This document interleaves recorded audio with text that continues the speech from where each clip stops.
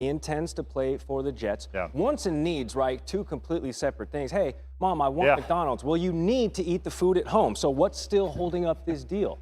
Well, this isn't a McDonald's type deal. It's a complicated deal as we're seeing right now. So talking to teams around the league and including some people involved in the situation, there was a feeling in past days, sometime around last week, that this was fairly close to getting done, or at least like when they got the green light that they've done enough legwork where they can make this happen. Well, it appears right now that there could be some sort of hold off or maybe even a standoff if it gets to that. But, teams believe that there is an issue with compensation. That could be sort of the problem here, right? Green Bay applying a little pressure, could win a first-round pick and more.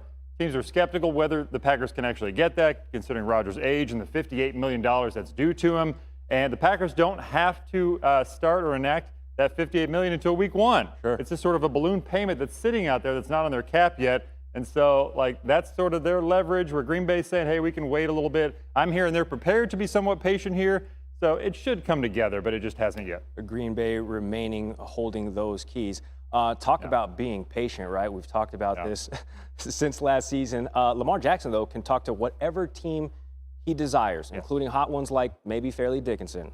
Probably has some eligibility left. But we haven't heard much on that front. So how much interest lies outside of Baltimore? Well, FDU is making a big push. They're trying to make this happen with an offer sheet.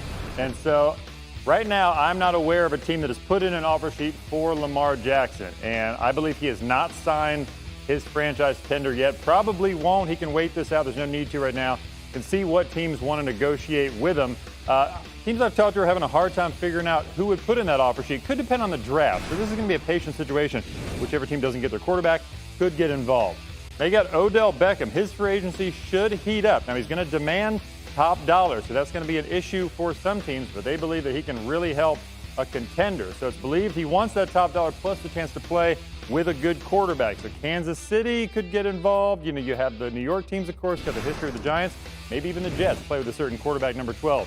Ezekiel Elliott, this is a situation where now that he's available, could be a bit of a wait. He could be patient. He's made a lot of money, and there's not a lot of money out there right now for these running backs. A lot of them have signed. We're in the second and third wave of free agency, so he could wait and try to latch on with, a contender, somebody that needs a power back, and there will be teams that need it.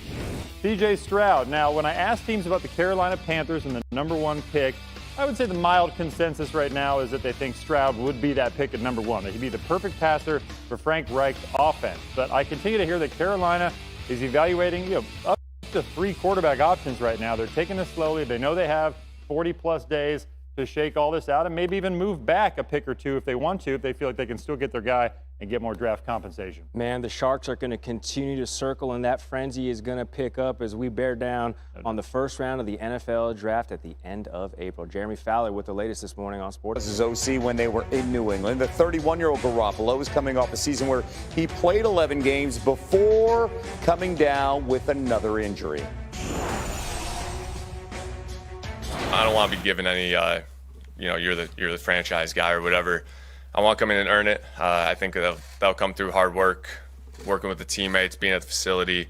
All those little things will play a role. But, I don't want to be given anything. I want to earn it. I'm trying to bring an energy, trying to get everyone on the same page, get everyone rolling in the same direction. And just because I'm the quarterback, I'm not the leader because of that. I want to be the leader because guys respect me and believe in me. And I think that starts with hard work. And so I'll try to do that as much as I can and take it from there. The acquisition of Garoppolo has done little to move money in the favor at Caesars Sportsbook in a division chock full of elite quarterbacks. Patrick Mahomes. Raiders have just a 12-1 shot to win the AFC West next season. The Super Bowl champion Chiefs remain the odds-on favorite, well ahead of Justin Herbert and the Chargers. Two-time Super Bowl champ Rob Ninkovich, wearing a fantastic green sweater, is back with us here on SportsCenter. And I can relate, considering my suit is green, right, Christine? No, yes. Rob, when you look at the shape of the AFC West, at this point in the offseason, what storyline are you keeping an eye on right now? I think it's basically the addition of Sean Payton to the Denver Broncos. I really think that is really going to have an impact on the Broncos and more specifically in the quarterback and offense with Sean Payton being the offensive mind that he is. And we know that Russell Wilson struggled last year. We know that Russell Wilson was not the same guy that we had seen in years past. But Sean Payton, I mean, I know from experience, in 2006, he drafted me to the Saints. That was his first year with the New Orleans Saints. He came in there and really restarted that culture and wanted to come in and basically clear out all the bad stuff and bring in what he thought was a winning culture. I really feel like the Broncos, they started out this offseason, they went and got some offensive line pieces. They understand that protecting Russell Wilson is going to be the biggest factor moving forward. So I'm excited to see what the Broncos are going to be able to do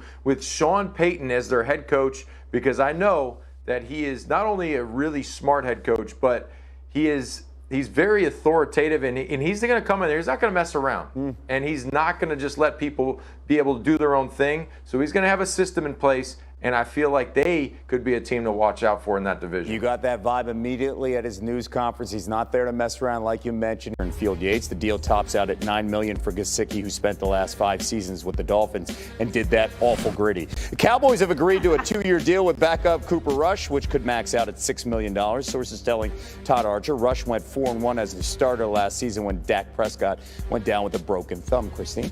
I would like to see you gritty, Kevin. That'd be fun. I know better. I know better. We were all very happy on Wednesday to finally hear that Aaron Rodgers plans on being a New York Jet. The Jets and Packers are still negotiating trade compensation and a restructured contract. A trade is expected to happen, though. It is not a done deal just yet. Now, the Packers don't need to be in a hurry to move the 4-time MVP. Green Bay would take a dead money hit of over $4 million if it trades him before June 1st. That figure drops by nearly $25 million if the Packers simply wait until after that date to trade Rodgers. His number one target in Green Bay, Allen Lazard, signed a 4-year, $44 million contract with the Jets, but says his decisions were not because of Aaron Rodgers doing the same. New on SportsCenter, Lazard on playing with Rodgers in New York. As a wide receiver, the best relationship you can have is with the quarterback.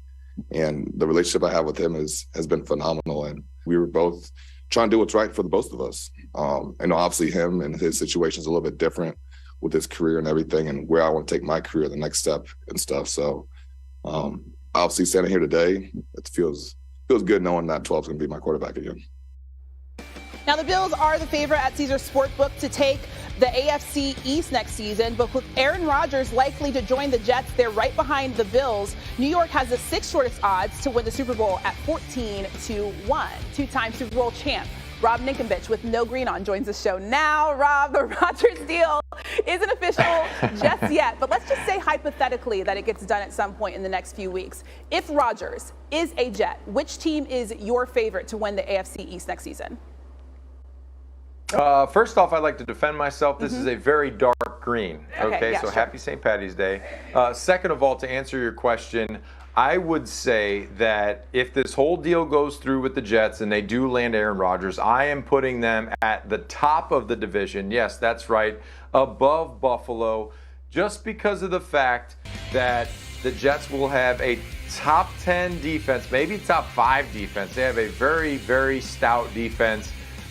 They let up just under 19 points, I think 18.6 last year, points per game defensively. So with that being said, Aaron Rodgers is 80, that's right, 80-10 career if his defense lets up less than 20 points. So with that being said, the Jets are going to have a great defense. Lazard, you just heard from Lazard, having a relationship with Aaron Rodgers.